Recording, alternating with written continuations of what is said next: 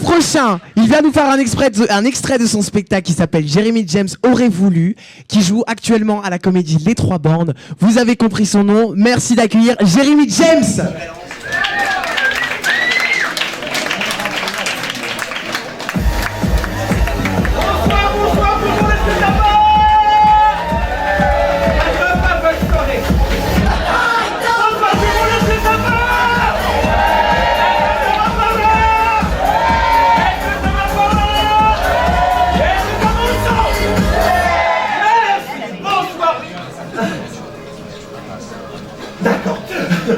Bonsoir messieurs, dames, bonsoir tout le monde. Je m'appelle Jérémy James. Voilà, je précise parce que personne ne me connaît. Et petite précision, j'aime bien commencer par ça. Contrairement à l'image que vous avez des nouveaux humoristes, je n'ai pas été élevé dans la Tessie, le 9-3, Clichy-sous-Bois, on brûle des voitures pour le goûter, puis on s'enfile des pains au lait fourrés à la barrette de Teuchy tout en écoutant Booba ou La Fouine. Wesh ma gueule, bien ou bien, si, brun, whoop whoop, ça sent de la police, whoop whoop.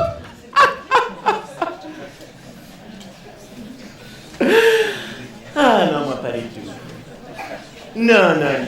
Non, moi si vous voulez pour l'image, je suis plutôt issu de l'union d'un Stéphane Bern qui se serait accouplé avec une Nadine de Rothschild. Donc, en gros, je suis le fruit d'un gay qui a fourré la plus grosse dinde de l'aristocratie. Appelez-moi Thanksgiving. Merci. Alors moi, mesdames et messieurs, dès mon plus jeune âge, dès ma plus tendre enfance, j'ai toujours eu envie de faire de la scène, et à tes souhaits. Et arrivé à mes 18 ans, eh bien, après mon bac, j'ai annoncé à mes parents que j'aurais voulu être comédien. La bonne nouvelle.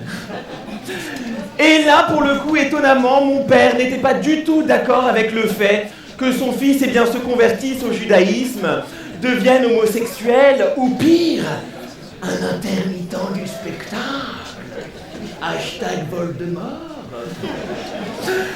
Donc, face à cette adversité paternelle, j'ai décidé d'affirmer ma passion, d'affronter enfin mes parents, et de leur dire avec force et conviction: mes chers parents, je pars. Je vous aime, mais je pars.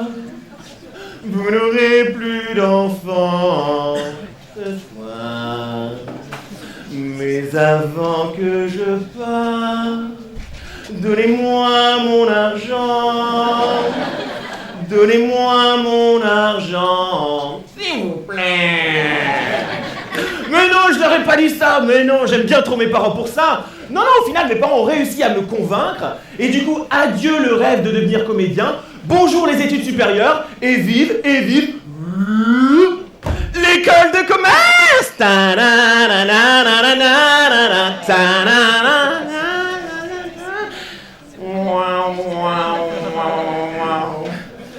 Oui, je fais des bruitages aussi, tellement de talent. Thank you God. Alors, petite question, petit sondage IFOP ce soir, je veux de la sincérité, soyez francs. Qui, par applaudissement ce soir, a fait, ou fait d'ailleurs, une école de commerce? Bien! Alors donc, toi, nom, prénom, âge, profession et ton plan de carrière sur 10 ans.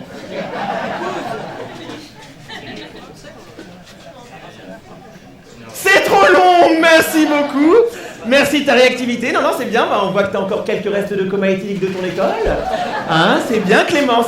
C'est con, moi qui voulais faire un peu de réseau, je suis tombé sur la chômeuse alcoolique de la salle. C'est con, hein. Merci, Clémence. Et du coup, j'en déduis que toutes les autres personnes qui n'ont pas applaudi ce soir, vous avez tous fait la fac? Ou rien.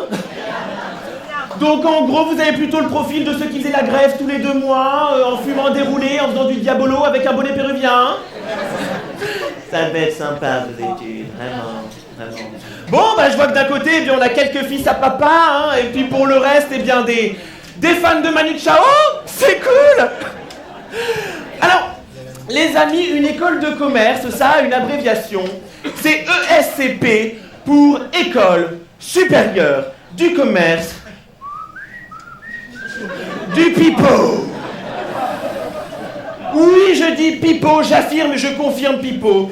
Parce qu'une école de commerce, ça va de pipeau en pipeau, en pipeau, en pipeau, en pipeau, en pipeau, jusqu'à ce que l'ultime pipeau, on te l'enfonce bien profond, et que ton école de commerce se transforme en fistinière.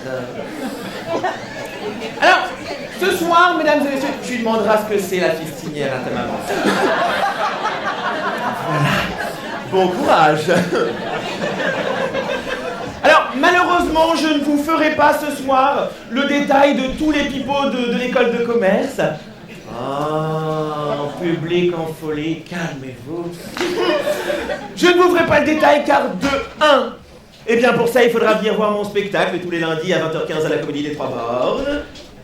Moment de publicité, ça ne mange pas de pain. Deuxième raison, tout simplement parce que le temps qui m'est imparti ce soir ne me donne pas cette opportunité. Et puis troisième raison, j'ai peur de faire mal à certains fils à papa qui sont là dans la salle. Et puis je n'ai pas pris de lubrifiant avec moi. Je suis désolé. Mais oh, tu expliqueras ce que c'est que le lubrifiant à ton gamin. Mais mesdames et messieurs, j'ai pas été tout à fait honnête avec vous au début. Pendant ces 5 années d'études, je n'ai pas perdu cette envie de faire de la scène de ma vie. Parce qu'en fait, pour tout vous dire, dans les années 90, j'aurais voulu... Est-ce que vous voulez savoir ce que j'aurais voulu être? Non. Beaucoup trop facile, vous me prenez pour qui? Est-ce que vous voulez savoir ce que j'aurais voulu être? Ça ne suffit pas. Est-ce que vous voulez savoir ce que j'aurais voulu être? Bien. Alors au moment où je vais vous l'annoncer, je veux une ambiance de folie.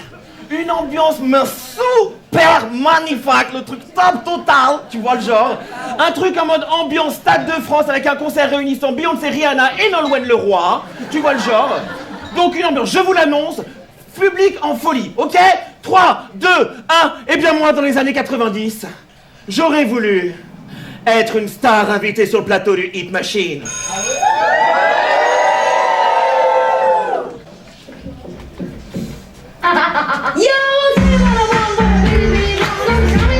J'entends rien.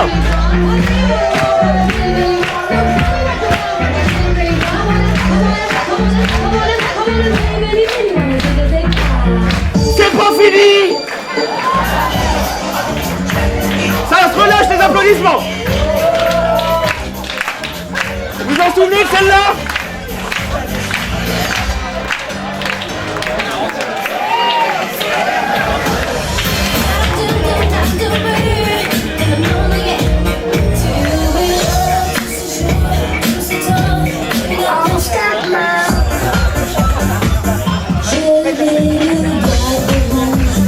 J'entends rien.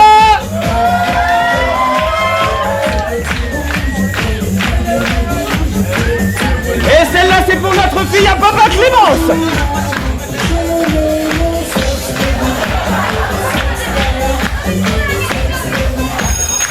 Merci mesdames et messieurs, merci beaucoup, bonne soirée. Merci infiniment. J'ai envie d'appeler Kamel Wally.